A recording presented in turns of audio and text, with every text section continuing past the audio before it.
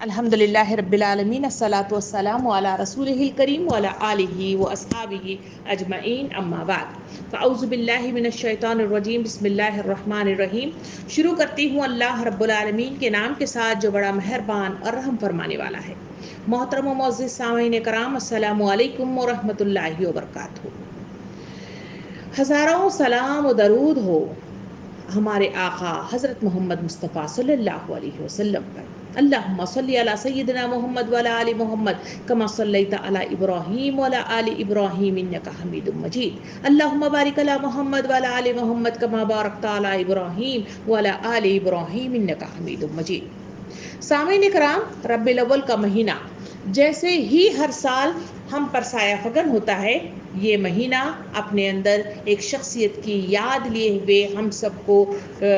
دہراتا ہے، سیرت کو، اور ایک دوسرے کو اس شخصیت کے سلسلے میں معلومات فراہم کرتا ہے۔ سامعین کرام، یہ ربیع الاول کا مہینہ جہاں اس کی شروعات ہوتی ہے، اس کے لفظ ربی پر اگر غور و فکر کر کے دیکھا جائے تو اس کا مطلب ہے بہار، یعنی یہ موسم بہار لے کر ہم پر سایہ فگن ہوتا ہے۔ وہ کون سی بہار ہے؟ وہ ہے نبی کریم صلی اللہ علیہ وسلم کی یاد میں ہر طرف، ہر کونے میں، دنیا کے ہر جگہ نبی کریم صلی اللہ علیہ وسلم کی سیرت کے سلسلے میں جانکاری لیتے ہیں، معلومات لیتے ہیں، جلسے ہوتے ہیں، جلوس ہوتے ہیں، خطابات ہوتے ہیں اور مختلف مہمات چلتی ہیں۔ ان سب کے ذریعے سے نبی کریم صلی اللہ علیہ وسلم کی زندگی کو سب کے سامنے آشکارا کیا جاتا ہے تاکہ امت مسلمہ صحیح معنوں میں تربیت کا سامان کر سکیں اور نبی کریم صلی اللہ علیہ وسلم کی زندگی کو، ان کی سیرت کو دیکھتے ہوئے اپنی زندگیوں کو سدھارنے کی حتی الامکان کوشش کر سکیں۔ سامعین کرام، یہی وہ مہینہ ہے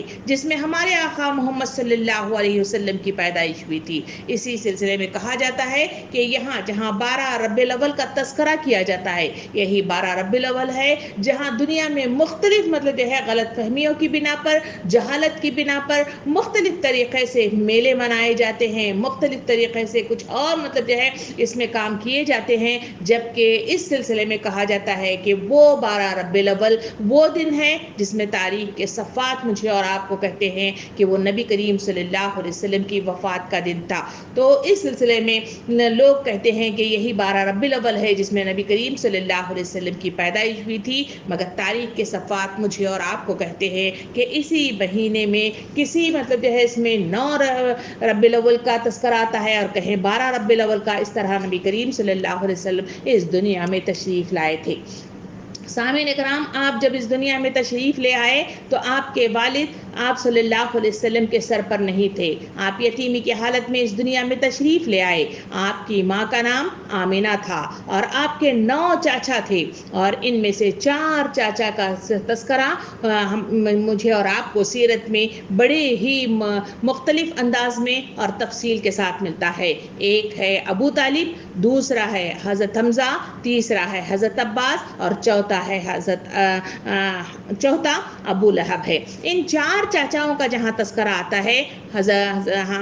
ابو طالب کا تذکرہ جہاں آتا ہے، نبی کریم صلی اللہ علیہ وسلم کو انہوں نے پالا پوسا تھا، انہوں نے نگرانی کی تھی اور انہوں نے اپنی رہنمائی میں آپ صلی اللہ علیہ وسلم کو دین کے قیام کرنے میں سہولت فراہم کی تھی۔ رہ گئے حضرت حمزہ اور حضرت عباس رضی اللہ عنہ، یہ دونوں چچا حضور کریم صلی اللہ علیہ وسلم پر ایمان لائے تھے اور انہوں نے اپنی طاقت کے بل بوتے پر اور اپنی ایمانی قوت کے بل بوتے پر انہوں نے اسلام کو اوپر اٹھانے میں، نبی کریم صلی اللہ علیہ وسلم کا ساتھ دینے میں بڑا اہم کردار ادا کیا تھا۔ اور رہ گیا ابو لہب، یہ وہ چچا تھا جو آپ صلی اللہ علیہ وسلم کا جانی دشمن تھا، اور یہی وہ چچا ہے کہ ان کے ساتھ اس کی بیوی ام جمیل بھی وہ خاتون تھی جو دشمنی میں اپنی حد کو پہنچ گئی تھی، اور اس کا یہ حال تھا کہ آپ صلی اللہ علیہ وسلم پر بپکیاں کسنے میں، آپ صلی اللہ علیہ وسلم پر ظلم ڈھانے میں، آپ صلی اللہ علیہ وسلم پر الزامات تراشنے میں اور آپ صلی اللہ علیہ وسلم کو ہر طرح سے تکلیف پہنچانے میں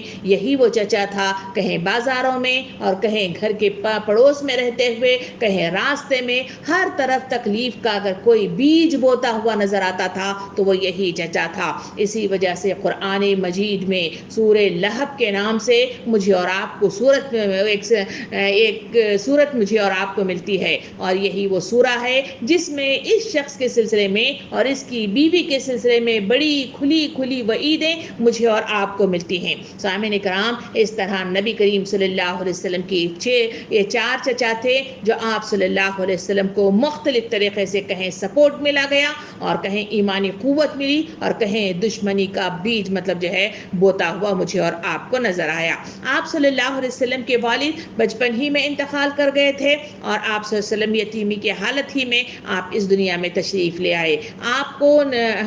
جو دودھ پلانا تھا اس میں دائی حلیمہ اور پھر ام صوبیہ، یہ وہ 2 خواتین ہیں جو نبی کریم صلی اللہ علیہ وسلم کو دودھ پلایا تھا اور آپ کی پرورش میں اپنا حصہ ڈالا تھا۔ 6 سال کی عمر کو جب آپ صلی اللہ علیہ وسلم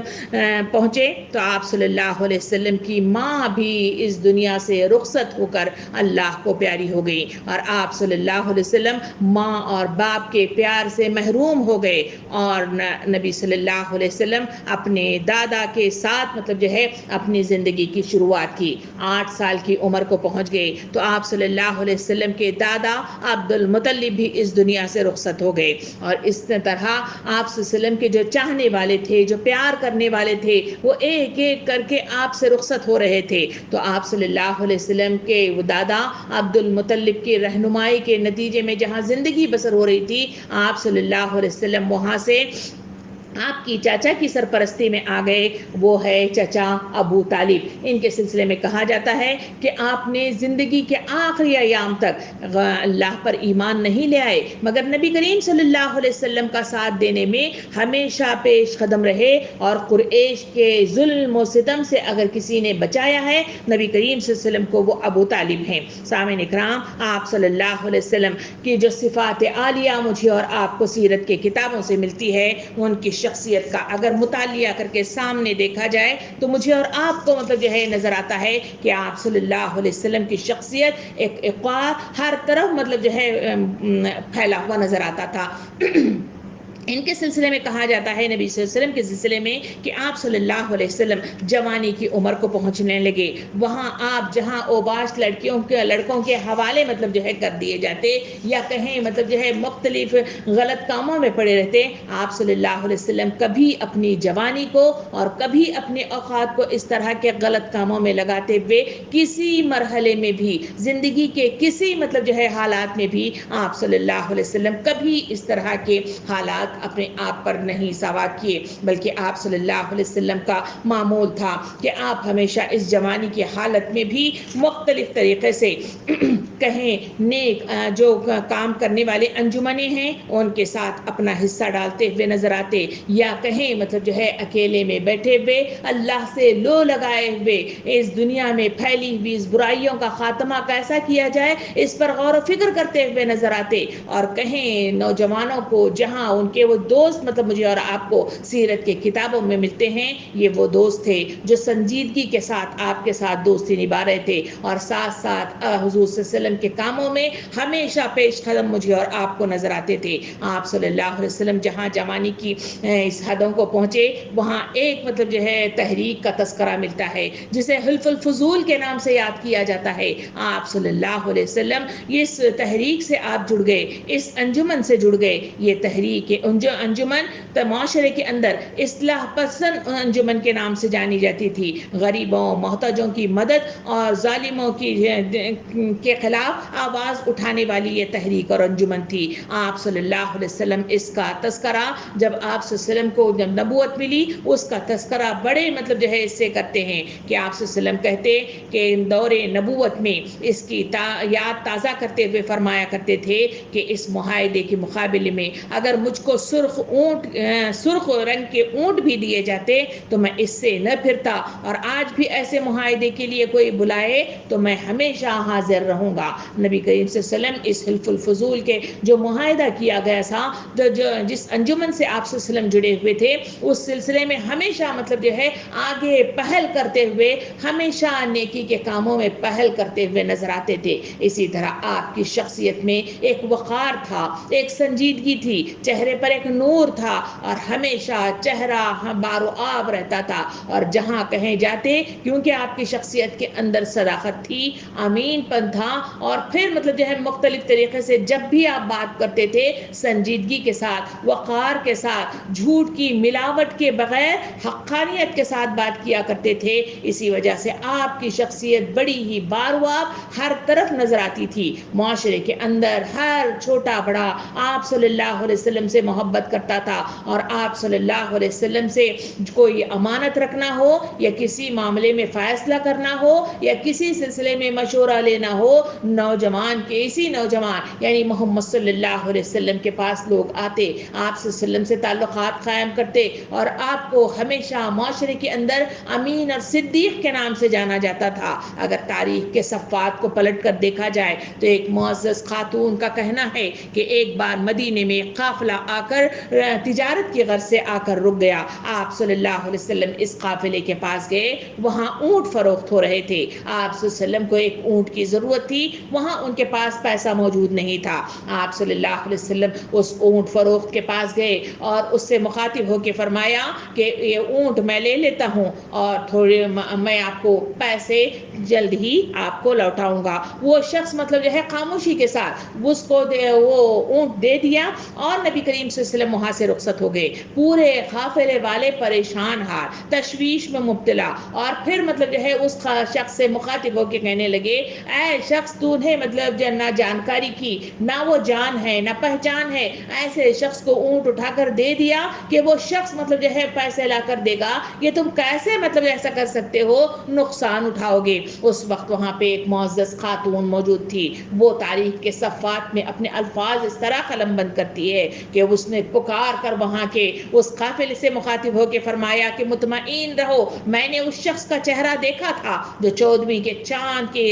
رات کے چاند کی طرح روشن تھا. وہ کبھی تمہارے ساتھ بدمعاشی کرنے والا شخص نظر نہیں آتا. اگر ایسا آدمی اونٹ کی رقم ادا نہ کرے گا تو میں اپنے پاس سے ادا کروں گی. یعنی آپ صلی اللہ علیہ وسلم کا کردار ہی اتنا بہترین تھا کہ آپ کے چہرے سے معلوم ہو جاتا کہ صداقت ٹپک ٹپک پڑتی تھی، اور اسی صداقت کے نتیجے میں چہرہ منور نظر آتا تھا. اسی وجہ سے ہر کوئی اس سلسلے میں کہتا ہے کہ ہمیشہ مطلب جو ہے اسی طرح کے معاملات ہوتے تھے، اور اسی سلسلے میں کہا جاتا ہے کہ یہ جو واقعہ پیش آیا اس میں آئی گئی بات ہو گئی، قافلہ آیا اور وہاں سے رخصت ہو گیا. اسی سلسلے میں کہا جاتا ہے کہ وہ شخص وہ بھول بھی گیا تھا. اس کے بعد 3 دن کے بعد جب واپس مطلب جو ہے اس راستے پر آیا جہاں پر وہ اس درخت کے پاس کھڑے ہو کر وہ قافلہ اپنا سامان فروخت کرا تھا، وہاں کیا دیکھتا ہے کہ اونٹ کی لگام پکڑے ہوئے ایک شخص کھڑا ہوا ہے. وہ کوئی اور نہیں تھا، وہ وقت کے رسول محمد صلی اللہ علیہ وسلم تھے. وہ شخص کو مخاطب ہو کے فرمایا میں 3 دن سے یہاں بیٹھا ہوا ہوں اور مطلب جو ہے تمہارا انتظار کر رہا ہوں، میں رقم لے کر آیا ہوں. اللہ اکبر! یہ وہ شخصیت تھی کہ یہی وہ مرحلہ تھا جہاں اس نے ان کی امین ہونے کی، ان کے صدیق ہونے کی گواہی دی. اور جب نبوت حضور صلی اللہ علیہ وسلم کو نبوت سے نوازا گیا، یہی وہ شخص تھا جو دار اسلام میں داخل ہو گیا تھا. اسی شخصیت کی اور پرکھ کر دیکھا جائے تو ابو رمسا یتیمی کہتے ہیں کہ میں اپنے بیٹے کو ساتھ لے کر ایک بار ان لوگوں کو دکھانے کے لیے، دیکھنے کے کہ نبی کریم صلی اللہ علیہ وسلم کون ہے، میں آیا، اور جیسے ہی میں نے نبی کریم صلی اللہ علیہ وسلم کو اس مدینے کی وادی میں دیکھا تو میں پکار اٹھا کہ یہ وہی مطلب جو ہے ضرور نبی کریم صلی اللہ علیہ وسلم یعنی نبی ہی ہو سکتے ہیں، یہ کوئی اور جھوٹے دعویدار نہیں ہو سکتا. کیونکہ ان کے چہرے کو دیکھ کر لازماً مطلب جو ہے دل پکار اٹھتا ہے کہ یہ معصوم سا چہرہ، یہ وقار آمیز چہرہ، یہ پر مطلب جو ہے کشش چہرہ، یہ وہی ہو سکتا ہے جو ایک سچے امین اور صدیق نبی کی علامتوں میں سے ہیں. ایک مطلب جو ہے اور واقعہ ملتا ہے عبداللہ بن سلام جو یہود کے بڑے عالم تھے، ان کا نام حسین تھا، اور جب ایمان لے آئے تو ان کا نام عبداللہ رکھا گیا تھا. آپ کے سلسلے میں کہا جاتا ہے کہ یہ بھی نبی کریم صلی اللہ علیہ وسلم کو مدینے کے وادی میں دیکھنے کے لیے ہی مطلب جو ہے آئے تھے، اور جیسے ہی نبی کریم کریم صلی اللہ علیہ وسلم کو دیکھا وہ پکار اٹھے کہ تاریخ کے صفحات ان کے الفاظ کو قلم بند کرتے ہیں، اس طرح کہ میں نے نبی کریم صلی اللہ علیہ وسلم کو دیکھا تو سمجھ لیا کہ آپ کا چہرہ ایک جھوٹے آدمی کا چہرہ نہیں ہو سکتا۔ یعنی یہ وہ شخصیت ہے جو مختلف انداز میں ہمارے سامنے اسی مکے کی وادی کے اندر آپ کو اس جوانی کی حالت میں جہاں ابھی نبوت نہیں ملی تھی، آپ صلی اللہ علیہ وسلم کی شخصیت کو جانا جاتا تھا، پرکھا جاتا تھا، سمجھا جاتا تھا، اور آپ کو ہر کوئی نیک تصور کرتا تھا اور آپ کے قریب آتا تھا۔ سامعین کرام، اس طرح نبی کریم صلی اللہ علیہ وسلم کی عمر بڑھتی چلی گئی، اور آپ صلی اللہ علیہ وسلم کے کردار کی طرف دیکھا جائے تو آپ صلی اللہ علیہ وسلم بہت ہی زیادہ حیادار شخصیت رکھتے تھے۔ ایک بار کا واقعہ بیان کیا جاتا ہے کہ خانہ کعبہ کی دیواریں گری ہوئی تھی، اس وقت اس کی تعمیر ہو رہی تھی، وہاں پر مختلف پتھر اٹھا کر لا کر ان کی دیواروں کو چنا جا رہا تھا۔ ایسے وقت میں آپ کے ساتھ حضرت عباس رضی اللہ عنہ یعنی آپ کے چچا آپ کے ساتھ موجود تھے۔ آپ مختلف پتھر اٹھا کر آپ کے چچا کے ساتھ خانہ کعبہ کی دیواروں کو تعمیر کرنے میں مدد دے رہے تھے۔ اس سلسلے میں کہا جاتا ہے کہ وہاں آپ کے کھندے، کیونکہ پتھر اٹھا کر کھندے زخمی ہو رہے تھے، تو ان کے چچا کو دیکھا نہیں گیا، تو اپنے بھتیجے کی حرامتی کی خاطر، کیونکہ اس وقت ننگے ہو جانا اور ننگے ہو کر ہی طواف کرنا ایک معمولی سی بات نظر آتی تھی، آپ صلی اللہ علیہ وسلم کے تہبند کو کھول کر آپ کے کھندوں پر تہ کر کے رکھنے کی کوشش کی گئی۔ آپ صلی اللہ علیہ وسلم کا تہبند کھلنا ہی تھا کہ آپ بے ہوش ہو کر گر پڑے، اور جیسے ہی ہوش آتا تو ہمیشہ اس طرح پکارتے ہوئے نظر آئے کہ میرا تہبند، میرا تہبند۔ آپ صلی اللہ علیہ وسلم کو تہبند پہنایا گیا تو آپ ہوش میں آئے، اور آپ نے وہاں سے بھاگ کر اپنے آپ کو شرم کے ساتھ وہاں سے بچانے کی کوشش کی۔ سامعین کرام، یہ واقعہ مجھے اور آپ کو بتاتا ہے کہ آپ صلی اللہ علیہ وسلم شرم سے باحیا شخصیت رکھنے والی شخصیت تھے۔ آپ صلی اللہ علیہ وسلم کی عمر بڑھتی چلی گئی، اس طرح آپ 25 سال کی عمر کو پہنچ گئے۔ 25 سال کی عمر میں آپ صلی اللہ علیہ وسلم تجارت کی غرض سے مختلف کام کیا کرتے تھے۔ تجارت میں ایک دوسرے سے لیتے اور مختلف سامان کو فروخت کرتے، مختلف قبائل کے ساتھ آپ ان کا ساتھ دیتے، اور اس طرح سامان فروخت کر کے اپنی معاشی زندگی کو بسر کر رہے تھے۔ انہی کے سلسلے میں ایک واقعہ یوں آتا ہے کہ وہاں ایک امیر خاتون تھی جس کا نام حضرت خدیجہ کے نام سے جانا جاتا ہے۔ یہی وہ خاتون ہے جو بعد میں نبی کریم صلی اللہ علیہ وسلم کی زوجہ محترمہ بن گئی۔ سامعین کرام، آپ صلی اللہ علیہ وسلم اس خاتون کے ساتھ اپنا تجارتی سفر کا آغاز کیا۔ تجارتی سفر کے دوران میں آپ صلی اللہ علیہ وسلم کے ساتھ جو لوگ تھے وہ گواہی دینے لگ گئے۔ آپ صلی اللہ علیہ وسلم کے سلسلے میں وہ کہتے ہیں کہ تجارت میں جو امانت دی گئی تھی اس کی امین یعنی صدیق یعنی سچائی کے ساتھ اس کا فروخت کر دینا، اور پائی پائی کا حساب لا کر حضرت خدیجہ رضی اللہ عنہ کو دینا، اس میں کوئی خیانت نہ کرنا، اس میں کوئی بھی اوپر نیچے کوئی کام نہ کرنے کی کوشش کرنا۔ اس سے یہ بات ظاہر ہوتی ہے کہ وہاں وہ امین ہونے کی وہ اپنی مثال آپ تھے، ضرب المثال تھے۔ اس سلسلے میں وہاں کے ان کے ساتھ رہنے والے لوگوں نے جو بات کہتے ہیں وہ کہتے ہیں کہ ہم ان کو تاجر امین کے نام سے لقب دے چکے تھے، کیونکہ وہ امین ہونے کی ایک ضرب المثال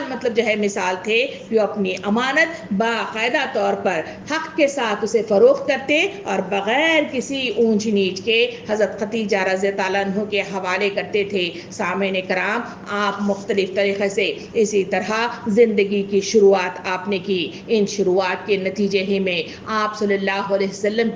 کی عمر 25 سال تھی، اور اس وقت خاتون تجارت یعنی حضرت خدیجہ رضی اللہ عنہ کا بھی نکاح انہی کے ساتھ جو ہونے کی ہمیں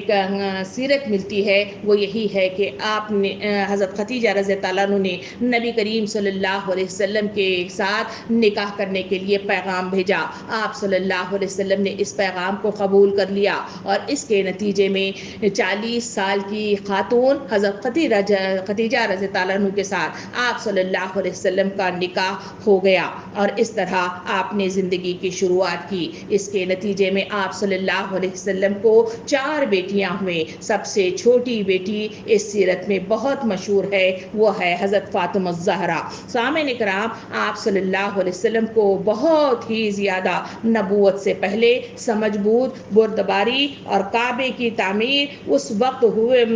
کعبے کو بنے ہوئے 2500 سال گزر چکے تھے۔ اس وقت آپ صلی اللہ علیہ وسلم کو جو واقعہ اس میں سیرت کی کتابوں میں ملتا ہے کہ اس وقت نبی کریم صلی اللہ علیہ وسلم وہاں امین اور صدیق کے نام سے جانے جاتے تھے، تو وہاں پر ہی جو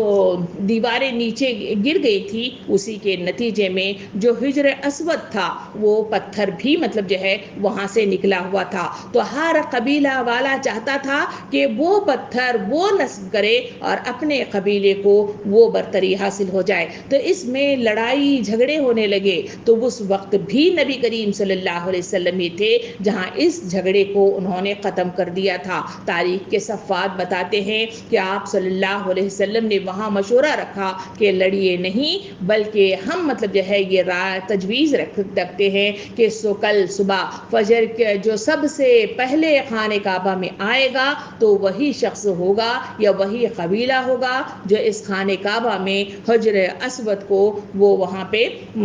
رکھے گا۔ تو اس طرح یہ جھگڑا ختم ہوا اور دوسرے دن سب لوگ ایک دوسرے سے پہلے آنے کی کوششوں ہی میں رات بسر کرتے رہے، مگر جب پہلا شخص جو داخل ہوا تو وہ کوئی اور نہیں تھا، نبی کریم صلی اللہ علیہ وسلم تھے جو خانہ کعبہ میں داخل ہوئے۔ تو وہاں سب لوگوں نے ان کو دیکھا تو کسی نے چوں چرا نہیں کی، بلکہ خاموشی کے ساتھ اسی نوجوان کے حوالے کر دیا، کیونکہ وہ امین تھا، وہ صدیق تھا، وہ ہر ایک کا بھلا چاہتا تھا، وہ ہمیشہ نیکی کے کاموں میں پہل رکھتا تھا اور ہر ایک کے ساتھ بہت ہی زیادہ ادب و احترام کا معاملہ کرتا تھا۔ آپ صلی اللہ علیہ وسلم نے جو معاملہ کیا کہ وہاں گئے اور وہاں اپنی چادر، اپنا جو امامہ تھا اس کو نیچے بچھا دیا، اس چادر پر آپ نے حجر اسود کو رکھا اور تمام قبیلے والوں کو حکم دیا کہ ہر کوئی آئے اور ایک ایک کونا اس چادر کا پکڑے اور اس کو اٹھا کر وہاں لے آئے جہاں اسے مطلب جو ہے رکھنا ہے،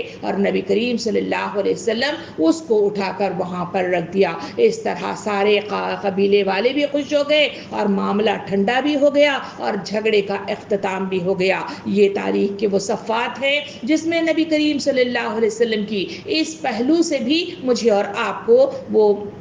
روشنی ملتی ہے۔ اسی اس میں سلسلے میں کہا جاتا ہے کہ آپ صلی اللہ علیہ وسلم معاشرے میں حضرت ابراہیم علیہ السلام کی دعوت جو پھیلی بھی تھی اس کا اختتام ہو گیا تھا۔ ہر طرف برائیاں عام تھی، جہالت کوٹ کوٹ کر بھری ہوئی معاشرے میں نظر آتی تھی، برائیاں ایک دم چلتی پھرتی بھی نظر آتی۔ خانہ کعبہ میں 360 بت رکھے ہوئے نظر آتے، لوٹ مار بالکل مطلب جو ہے بغیر کسی ہچکچاہٹ کے لوٹ مار ہوتی، جوا کھیلا جاتا، شراب پی جاتی، سود اور دھوکہ دیا جاتا، یتیموں اور بیواؤں کا مال مطلب ہڑپ کر دیا جاتا، عورتوں کی بے عزتی اور بے حرمتی ہوتی اور بے آبروئی ہوتی اور ان کو کمتر سمجھا جاتا، بیکار چیز سمجھا جاتا اور عورتوں کو زندہ درگور کیا جاتا۔ یہ وہ معاشرہ تھا جہاں نبی کریم صلی اللہ علیہ وسلم نے اپنی بچپن سے لے کر جوانی کی وہ عمر تک پہنچ کر جب آپ نے ان تمام مطلب حالات کو دیکھا تو آپ صلی اللہ علیہ وسلم بڑے ہی پریشان نظر آتے اور اسی میں آپ صلی اللہ علیہ وسلم اس دنیا سے بیزار نظر آتے اور ہمیشہ مطلب جو ہے غور و فکر کرتے رہتے۔ غور و فکر کے سلسلے میں کہا جاتا ہے کہ آپ صلی اللہ علیہ وسلم جہاں اپنے تجارتی کاروبار مکمل کر لیتے اور لوگوں کی جو فلاح کا کام ہونا ہے وہ مکمل کر لیتے تو آپ صلی اللہ علیہ وسلم غار حرا کی طرف لوٹ جاتے اور وہاں پر بیٹھ کر آپ اللہ سے لو لگاتے، عبادت کیا کرتے تھے، دعائیں کیا کرتے تھے اور معاملات کو سلجھانے کے لیے اللہ کے پاس صحیح مطلب جو ہے رائے مطلب جو ہے فراہم کرنے کی کوشش کرتے کہ میں قوت فیصلہ حاصل کر سکوں اور صحیح معنوں میں اس معاشرے کو نیکی کی طرف گامزن کرنے میں کیا میں حصہ ڈال سکوں۔ اس سلسلے میں ہمیشہ غور و فکر کرتے ہوئے، دعائیں کرتے ہوئے، عبادات کرتے ہوئے اپنا وقت غار حرا میں گزارا کرتے تھے۔ اسی وقت گزاری بیماری ہی کے ایک وہ وقت تھا جہاں رمضان کا مہینہ تھا، 20 روزے گزر گئے تھے، اچانک آپ صلی اللہ علیہ وسلم کی اس طرح کی عبادت اور دعاؤں کے نتیجے میں اچانک آپ کیا دیکھتے ہیں کہ آپ صلی اللہ علیہ وسلم کے سامنے ایک سفید پوش اتنا لمبا اونچا چوڑا سا ایک شخصیت کھڑی ہے، اور کوئی اور نہیں بلکہ وہ جبرائیل علیہ السلام تھے۔ آپ صلی اللہ علیہ وسلم جہاں وہ تنہا غار میں بیٹھے بے عبادتیں کرتے تھے، اچانک کسی شخص کو دیکھا تو آپ گھبرا اٹھے، اور آپ صلی اللہ علیہ وسلم گھبراہٹ کے عالم میں ہی تھے کہ وہ شخص آیا اور اس نے نبی کریم صلی اللہ علیہ وسلم کے سینے کو زور سے بھیجا اور کہا کہ اقرا بسم ربک الذی خلق، یعنی پڑھ اللہ رب العالمین کے نام کے ساتھ، کیونکہ نبی کریم صلی اللہ علیہ وسلم پڑھے لکھے نہیں تھے، امی تھے، اسی وجہ سے برجستہ انہوں نے کہا کہ مجھے پڑھنا نہیں آتا۔ اس فرشتے نے زور سے ان کے سینے کو بھیجا اور کہا کہ پڑھ اقرا بسم ربک الذی خلق، اور پھر انہوں نے وہی تکرار کی، پھر سے سینے کو بھیجا گیا اور پھر سے وہی تکرار کی گئی، اقرا بسم ربک الذی خلق، پڑھ اللہ رب العالمین کے نام کے ساتھ۔ اور آپ صلی اللہ علیہ وسلم گھبراہٹ ہی کے عالم میں آپ صلی اللہ علیہ وسلم وہاں سے رخصت ہو گئے۔ یہ وہ پہلی ملاقات تھی جو اللہ رب العالمین کی فرشتے کے ذریعے سے ہوئی تھی، اور یہاں سے نبی کریم صلی اللہ علیہ وسلم کو یہ اطلاع دی گئی کہ آپ اب نبی بن گئے ہیں، یعنی اللہ کے پیغمبر ہیں، اور آپ کا کام ہے اللہ کی اس زمین میں اس کی انسانیت کو پیغام رسانی کا کام انجام دیا جائے۔ آپ صلی اللہ علیہ وسلم گھبراہٹ کے عالم میں آپ وہاں سے نکل کر اپنے گھر تشریف لے آئے، اپنی زوجہ محترمہ حضرت خدیجہ رضی اللہ عنہ کے پاس آپ گھبرائے ہوئے آئے، پسینے میں شرابور تھے، پورا جسم کانپ رہا تھا، اور آپ وہاں پہ پہنچے۔ زوجہ محترمہ نے پوچھا کہ آخر وجہ کیا ہے اس طرح گھبراہٹ کی، تو آپ صلی اللہ علیہ وسلم نے ایک ہی رٹ لگائی کہ مجھے چادر اڑا دو، میں لیٹنا چاہتا ہوں۔ آپ صلی اللہ علیہ وسلم کو چادر اڑا دی گئی، آپ لیٹ گئے، گھبراہٹ کچھ کم ہوئی، نیند سے تھوڑا سا اپنے آپ کو سکون محسوس ہوا، تو آپ صلی اللہ علیہ وسلم اٹھ بیٹھے اور آپ نے اپنی زوجہ محترمہ سے ساری کاروائی پیش کر دی کہ کس طرح سے اس فرشتے سے ملاقات ہوئی، نبی ہونے کی اطلاع دی گئی، اور اقرا بسم ربک الذی خلق کا پڑھنے کا تذکرہ کیا گیا۔ تو آپ نے حضرت خدیجہ رضی اللہ عنہ بہترین زوجہ تھیں، انہوں نے آپ صلی اللہ علیہ وسلم کو ڈھارس بندھائی، کہا کہ آپ صلی اللہ علیہ وسلم کو اللہ کبھی رسوا نہیں کرے گا، آپ اچھے ہیں، رشتہ داروں کا حق ادا کرتے ہیں، دوسروں کی مدد کرتے ہیں، مسافروں کو کھانا کھلاتے ہیں، اور محتاجوں اور غریبوں کی مدد کرتے ہیں، تو اللہ تعالیٰ کبھی آپ کو ضائع نہیں کرے گا اور رسوا نہیں کرے گا، پریشان مت ہوئیے۔ یہ وہ ڈھارس تھی جس سے نبی کریم صلی اللہ علیہ وسلم کو تھوڑی سی ہمت آئی۔ اس کے بعد حضرت خدیجہ رضی اللہ عنہ کے ایک دور کے رشتہ دار تھے جنہیں ورقہ بن نوفل کے نام سے یاد کیا جاتا ہے، یہ ایک عالم تھے، اور وہ پہلے ہی سے ایک بار نبی کریم صلی اللہ علیہ وسلم جب تجارت کی غرض سے حضرت خدیجہ رضی اللہ عنہ کا مال لے کر سفر کر رہے تھے، وہاں پر ہی آپ صلی اللہ علیہ وسلم کو دیکھ کر آپ نے پیشن گوئی کی تھی کہ یہ ہو نہ ہو، یہ کوئی اہم شخصیت ہے۔ پھر جب نبی کریم صلی اللہ علیہ وسلم کا یہ واقعہ لے کر اسی عالم ورقہ بن نوفل کے پاس جب حضرت خدیجہ رضی اللہ عنہ پہنچی اور وہاں پہنچ کر تمام باتیں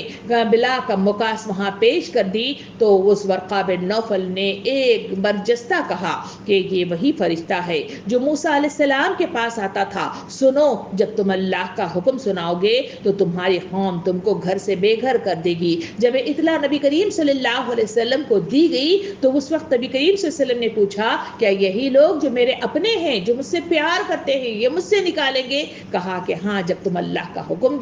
دو گے تو پھر یہی قوم تمہیں گھر سے بے گھر کرے گی۔ سامعین اکرام، اس طرح ورقہ بن نوفل کی یہ ملاقات کے ذریعے سے آپ صلی اللہ علیہ وسلم کو کچھ ڈھارس پہنچی، اور اس طرح آپ گھر لوٹ آئے۔ گھر لوٹ آنے کے بعد آپ صلی اللہ علیہ وسلم کے ہاتھ پر پہلی اگر کسی نے مشرف با اسلام ہوئی ہوئی تو وہ حضرت خدیجہ رضی اللہ عنہ تھے جنہوں نے مشرف با اسلام ہو کر نبی کریم صلی اللہ علیہ وسلم کی ساجی بن کر، ان کی ہمت بن کر ان کے ساتھ کھڑی ہو گئی۔ سامعین کرام، اس کے بعد آپ کے دوست حضرت ابوبکر صدیق رضی اللہ عنہ، آپ کے چچیرے بھتیجے حضرت ابو طالب کے بیٹے حضرت علی اور آپ کے منہ بولے بیٹے حضرت زید بھی آپ کے ساتھ رہا کرتے تھے۔ ان کے سلسلے میں بھی کہا جاتا ہے جب یہ تفصیل ان تینوں کو بتائی گئی تو انہوں نے بھی بلا چون و چرا آپ صلی اللہ علیہ وسلم کے ہاتھ پر مطلب جو ہے بیعت کی اور اس طرح دار اسلام میں داخل ہو گئے۔ اور اس کے بعد سلسلہ آگے بڑھا اور اسی سلسلے میں حضرت بلال بھی مطلب جو ہے اسی میں آتے ہیں جنہوں نے اول ہی میں نبی کریم صلی اللہ علیہ وسلم کا ساتھ دے کر دار اسلام میں داخل ہو کر اپنا حصہ اسلام کے لیے فراہم کر دیا۔ سامعین کرام، اسی میں کہا جاتا ہے حضرت ابوبکر صدیق رضی اللہ عنہ جو آپ صلی اللہ علیہ وسلم کے بہت اچھے سے دوست تھے، ان کی اس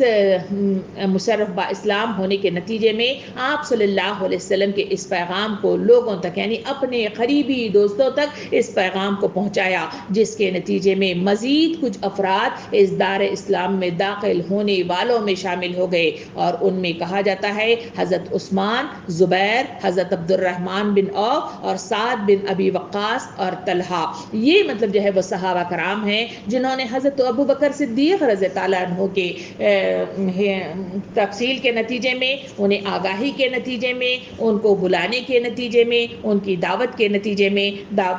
اس پر انہوں نے اس کارواں میں شامل ہونے میں اپنا حصہ فراہم کر دیا۔ اور اس کے بعد یہ سلسلہ چلتا رہا۔ اسی سلسلے میں اول مطلب جو ہے جو صحابہ کرام نبی کریم صلی اللہ علیہ وسلم کی اس پیغام کے نتیجے میں جو دار اسلام میں داخل ہوئے، ان میں سے مزید کچھ یہ افراد ہیں جس میں عمار رضی اللہ عنہ، خباب، ارقم سعید بن زید، اور اسی طرح اس میں حضرت عبداللہ بن مسعود، عثمان بن مخزوم، عبیدہ، صہیب بن رومی رضی اللہ عنہ، یہ وہ مطلب جو ہے شخصیات ہیں جو خفیہ انداز میں جو تبلیغ کی گئی تھی، اسی تبلیغ کے نتیجے میں آپ صلی اللہ علیہ وسلم کے ساتھی بنے، اور اس طرح یہ کارواں بڑھتا ہوا آگے بڑھتا چلا گیا۔ سامعین کرام، اس طرح نبی کریم صلی اللہ علیہ وسلم کی نبوت کا آغاز ہوا، اور آپ صلی اللہ علیہ وسلم ہر طریقے سے اپنے آپ کو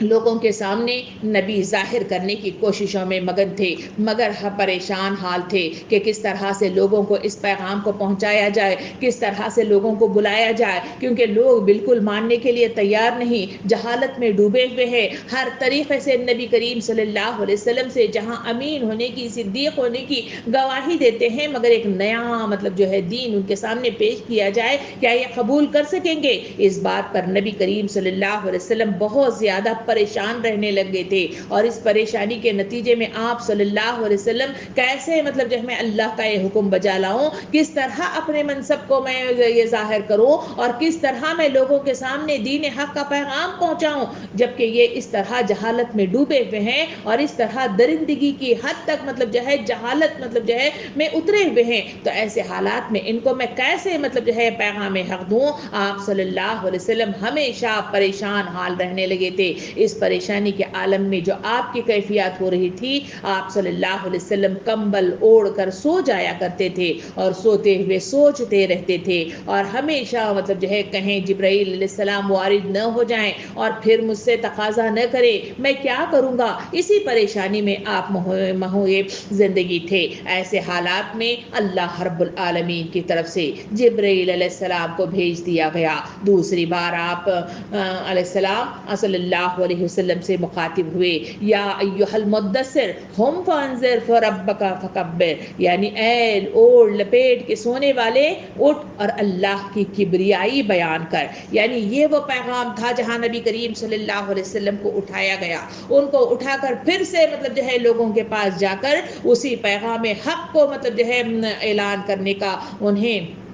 ترغیب دی گئی اور انہیں کہا گیا کہ یہی پیغام رسانی کا کام ہے جو دنیا میں ہر پیغمبر کرتا ہے اور یہی نبی کریم صلی اللہ علیہ وسلم کو کرنا ہے۔ آپ صلی اللہ علیہ وسلم اس ہمت کے ساتھ آگے بڑھے اور اسی کے نتیجے میں آپ صلی اللہ علیہ وسلم نے صفا کی پہاڑی پر کھڑے ہو کر تمام لوگوں سے مخاطب ہونے کا فیصلہ کر لیا، اور اسی کوشش کے نتیجے میں آپ صلی اللہ علیہ وسلم صفا کی پہاڑی پر جا کھڑے ہوئے، اور وہاں کسی پہاڑی پر جا کھڑے ہونا اور وہاں جا کر لوگوں کو بلانا اور اس کے نتیجے میں لوگوں کو جمع کر کے کوئی بات امپورٹنٹ ہوتی یا کسی بات کی مطلب جو ہے انہیں آگاہی دینی ہوتی تو اسی طرح کا رویہ وہاں پہ اپنایا جاتا تھا۔ آپ صلی اللہ علیہ وسلم بھی صفا کی پہاڑی پر جا کر کھڑے ہو گئے اور قریش کے اس عرب کے خاص خاص قبیلوں کے نام لے لے کر بلند آواز سے ان کو بلانا شروع کر دیا، اور ان میں سے ایک نبی کریم صلی اللہ علیہ وسلم نے جو نام لیے اس میں اے بنو عبد المطلب، اے بنو عبد المناف، اے بنو زہرا، اے بنو تمیم، اے بنو مخزوم، اے بنو اسعد کے نام سے آپ صلی اللہ علیہ وسلم نے وہاں کے قبائل کو پکارا۔ تمام قبائل ایک جہتا ہو کر وہاں سارے کے سارے دوڑے ہوئے آئے اور آپ صلی اللہ علیہ وسلم کی اس مطلب جو ہے پہاڑی کے نیچے کھڑے ہو گئے اور آپ صلی اللہ علیہ وسلم سے سننا چاہتے تھے آخر کیا وجہ ہے کہ یہاں بلایا گیا ہے۔ تو اس وقت نبی کریم صلی اللہ علیہ وسلم نے ان کو مخاطب ہو کے فرمایا کہ اگر میں یہ کہوں کہ اس پہاڑی کے پیچھے ایک فوج ہے جو آپ پر حملہ زن ہوتی ہے اور اس خطرے کے نازک مرحلے کے سلسلے میں اگر میں آپ کو بتاؤں تو کیا آپ میری بات پر مطلب جو ہے یقین کریں گے؟ تو اس وقت سب نے بلند با آواز مطلب جو ہے کہا کہ ہاں کیوں نہیں، ہم تو ہمیشہ مطلب جو ہے تم کو سچ بولتے ہوئے پایا ہے۔ یہ جواب سن کر بالآخر نبی کریم صلی اللہ علیہ وسلم نے ہمت جٹا کر مطلب جو ہے ان تمام قبیلوں کو جو ایک ایک نام لے کر انہیں مخاطب کر کے کہا کہ سخت عذاب نازل ہوگا۔ اس مختصر الفاظ کے ساتھ آپ صلی اللہ علیہ وسلم نے وہاں کہا کہ دیکھو میں نبی ہوں اور سنو کہ ایک سخت عذاب سے میں تمہیں ڈراتا ہوں، تو اللہ کے پر ایمان لے آؤ اور اللہ کے دین پر قائم ہو جاؤ۔ جیسے ہی یہ الفاظ سنے تو اس وقت ان کے وہاں جہاں چچا جس کا تذکرہ قرآن میں سورت کی شکل میں دیا گیا ہے وہ ہے ابو لہب، وہ تو جن بھن گیا تھا، اس نے مطلب جو ہے زمین پر تھوک کر مطلب جو ہے غارت ہو جاؤ تم آج ہی کے دن، کیا یہی بات تھی جس کی تم نے ہم سب کو یہاں اکٹھا کیا تھا؟ ابو لہب کہتے ہوئے پیر پٹکتے ہوئے وہاں سے رخصت ہو گیا۔ یہ وہ پہلا مرحلہ تھا جہاں نبی کریم صلی اللہ علیہ وسلم نے عوام الناس قریش کے سامنے پیغام حق کا اعلان کر دیا اور اپنے نبی ہونے کا وہاں اعلان کر دیا۔ نبی کریم صلی اللہ علیہ وسلم اس طرح اپنے پیغام کے ساتھ لوگوں کے سامنے آشکارا ہو گئے۔ سامعین کرام، یہ وہ مرحلہ پہلا مرحلہ تھا جہاں نبی کریم صلی اللہ علیہ وسلم نے لوگوں کے سامنے بتا دیا کہ اللہ کے نبی ہونے کی حیثیت سے ان کی کیا ذمہ داری ہے، اور وہ امین ہونے کی حیثیت سے انہیں اس خطرناک مطلب حالات سے آگاہی دیتے ہوئے جہنم کی طرف جانے سے نبی کریم صلی اللہ علیہ وسلم روکنا چاہتے ہیں۔ اور اسی طرح آپ صلی اللہ علیہ وسلم آگے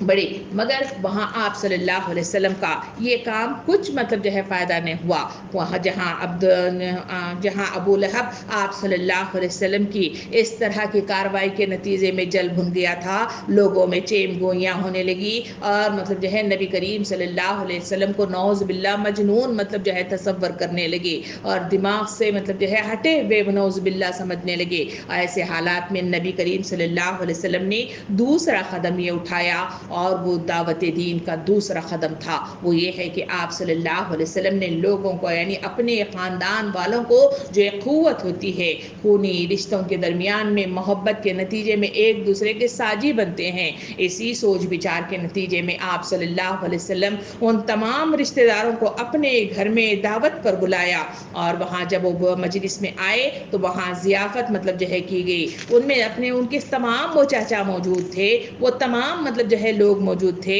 جو آپ کے رشتہ دار تھے۔ آپ صلی اللہ علیہ وسلم ان سب کو مطلب جو ہے بلایا، انہیں کھانے پینے کا مطلب جو ہے بہترین مطلب جو ہے ضیافت انہیں کی، اور کھانے پینے کے بعد آپ صلی اللہ علیہ وسلم جہاں سکوت چھایا ہوا تھا، کھانے کے بعد آپ نے مختصر تقریر کی اور اس میں پیغام جو دے دیا کہ دین دنیا مطلب جو ہے کس طرح سے مطلب جو ہے زندگی برتنا چاہیے، اور ان تمام حالات میں ایک نبی ہونے کی حیثیت سے آپ نے اپنی شناخت کرائی۔ اس کے نتیجے میں وہاں پوچھا کہ کون لوگ ہیں جو میرا ساتھ دیں گے، اس پر وہاں موجود ایک دم مطلب جو ہے جو سارے لوگ موجود تھے ایک دم سکوت طاری ہو گیا، کسی نے بھی کوئی جواب نہ دیا، کوئی خوری رشتہ آگے نہ بڑھا، مگر انہی میں سے ایک لاغیر سا، ایک چھوٹا سا، ایک ننھا سا ایک بچہ تھا جو 13 برس کا تھا، جسے حضرت علی کے نام سے جانتے ہیں۔ یہ بھتیجا تھا اور یہ حضرت ابو طالب کا بیٹا تھا۔ وہ ایک دم مطلب جو ہے اس محفل میں اٹھ کھڑا ہوا اور اس نے مطلب جو ہے کہنا شروع کر دیا، اگرچہ میری ٹانگیں پتلی ہیں، اگرچہ میں ایک بچہ ہوں، لیکن میں اس مہم میں آپ صلی اللہ علیہ وسلم کا ساتھ دوں گا۔ یہ علی تھے جو آگے بڑھ کر آپ نے اس تحریک کا ساتھ دینے میں اپنا حصہ ڈالا تھا۔ سامعین کرام، جیسے ہی اس بچے کی آواز سنی گئی تو اس کے نتیجے میں وہاں بیٹھے ہوئے سارے لوگوں نے ٹھٹا مارنا شروع کر دیا، ہنسنے لگ گئے، اور وہاں حضرت علی رضی اللہ عنہ پر مختلف قسم کی باتیں کستے ہوئے وہاں کوئی مطلب جو ہے اپنی حامی بھرنے کی، ساتھ دینے کی کوئی بات کیے بغیر سارے خاندان والے وہاں سے رخصت ہو گئے۔ سامعین کرام، یہ دوسرا مطلب جو ہے اعلان حق کا وہ مرحلہ تھا جہاں نبی کریم صلی اللہ علیہ وسلم نے اپنا حصہ ڈالا اور اس کے ذریعے سے پیغام حق کا اعلان کر دیا۔ سامعین کرام، یہ وہ مرحلہ تھا جس کے بعد آپ صلی اللہ علیہ وسلم پر مختلف طریقے سے الزامات کسے جانے لگے، آپ صلی اللہ علیہ وسلم بھبکیاں کسے جانے لگے، مختلف طریقے سے آپ صلی اللہ علیہ وسلم کا توحید کا اعلان ہنگامہ مطلب جو ہے بن گیا، اور وہاں مختلف طریقے سے آپ صلی اللہ علیہ وسلم پر مختلف طریقے سے بھبکیاں کسی جانے لگی، مختلف طریقے سے آپ صلی اللہ علیہ وسلم کو الگ الگ قسم سے آپ صلی اللہ علیہ وسلم کو الزامات تراش کر مختلف القابات سے نوازا گیا۔ ان میں سے ایک لقب وہ بھی تھا جنہیں ابن ابی کبشہ کے نام سے مطلب آپ صلی اللہ علیہ وسلم کو پکارا جاتا، نعوذ باللہ۔ یہ ابی کبشہ کون ہے؟ اس کے سلسلے میں کہا جاتا ہے کہ اس وقت کی ایک معروف شخصیت تھی جو بدنام شخصیت تھی۔ اس شخص کے سلسلے میں کہا جاتا ہے کہ یہ ستارہ پرست مطلب جو ہے شخصیت تھی، اور مختلف طریقے سے وہ اسی طرح لوگوں کو دعوت دیتا اور اسی مطلب جو ہے سلسلے میں وہ تحریک بھی چلایا کرتا تھا۔ سامعین کرام، اسی شخص کے تعلق سے اس وقت نبی کریم صلی اللہ علیہ وسلم کو بھی، کیونکہ ایک نیا دین لے کر، ایک نئی معلومات لے کر، ایک نیا پیغام لے کر لوگوں کے سامنے آشکارا ہو گئے تھے، اسی وجہ سے آپ صلی اللہ علیہ وسلم کو بھی ابن ابی کبشہ یعنی کبشہ کے بیٹے کے نام سے اس طرح کے الفاظ آپ صلی اللہ علیہ وسلم پر بھبکیوں کے شکل میں آپ صلی اللہ علیہ وسلم کو نوازا گیا۔ مختلف جادوگر کہا کرتے تھے، مختلف طریقے سے آپ صلی اللہ علیہ وسلم کے دماغ کے مطلب جو ہے ہٹنے کے سلسلے میں کہتے کہ جادوگر ہے، بہت زیادہ مطلب جو ہے لوگوں کو جادو کر دیتا ہے، مجنون ہے، اس طرح کے مختلف قسم کے الزامات آپ صلی اللہ علیہ وسلم پر عائد کرتے اور مختلف طریقے سے آپ صلی اللہ علیہ وسلم کو ستانے کی حتی الامکان کوشش کرتے تھے۔ سامعین کرام، اس طرح یہ قافلہ، یہ کارواں آگے آگے بڑھتا گیا۔ آپ صلی اللہ علیہ وسلم دین حق کے اس کام کو آگے آگے بڑھاتے چلے گئے، اور اپنا کام سر انجام دینے کے لیے اپنے مٹھی بھر جو افراد تھے جنہوں نے نبی کریم صلی اللہ علیہ وسلم کا ساتھ دینے کے لیے اٹھ کھڑے ہوئے تھے، ان میں انہوں نے اپنا حصہ ڈالنا شروع کر دیا۔ اس کے بعد آپ صلی اللہ علیہ وسلم حرم میں جو تیسرا مرحلہ آیا، اس تیسرے مرحلے میں آپ صلی اللہ علیہ وسلم باقاعدہ طور پر وہاں اعلان حق کرنے کا اعلان کر دیا، اور وہاں آپ صلی اللہ علیہ وسلم خانہ کعبہ میں جا کر اپنا اعلان کر لیا، اور اس اعلان کے نتیجے میں کہا جاتا ہے کہ حرم کے اس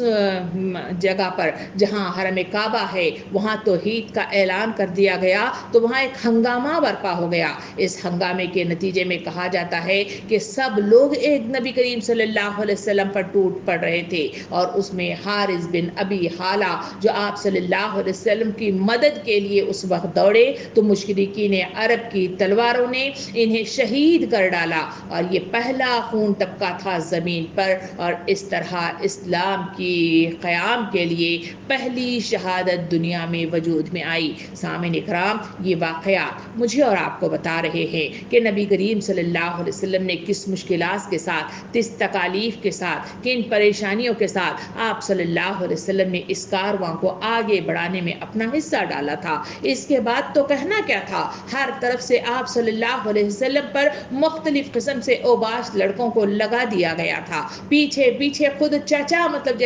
ایک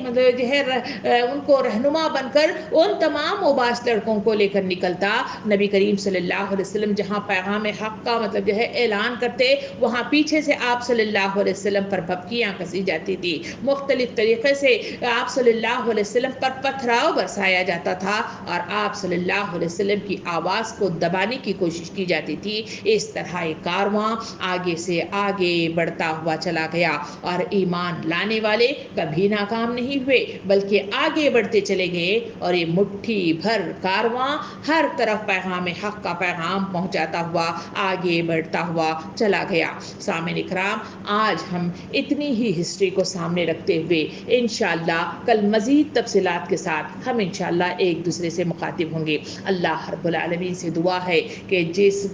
نبی کا تذکرہ ہم پڑھ رہے ہیں، اس نبی کے تذکرے کو میری اور آپ کی زندگی کا حاصل بنا دے، اس کے ذریعے سے مجھے اور آپ کو صحیح معنوں میں رہنمائی عطا ہو، اور انہی کے اس اقدام کو سامنے رکھتے ہوئے پیغام حق کا جو کلمہ مجھے اور آپ کو عطا کیا گیا ہے، اسی پیغام حق کو اعلان کرنے میں اور اس کے قیام کرنے میں مجھے اور آپ کو مدد عطا فرمائے اور حوصلہ عطا فرمائے، انقلابی کیفیت عطا فرمائے۔ آمین۔ وآخر الدعوانا ان الحمد للہ رب العالمین۔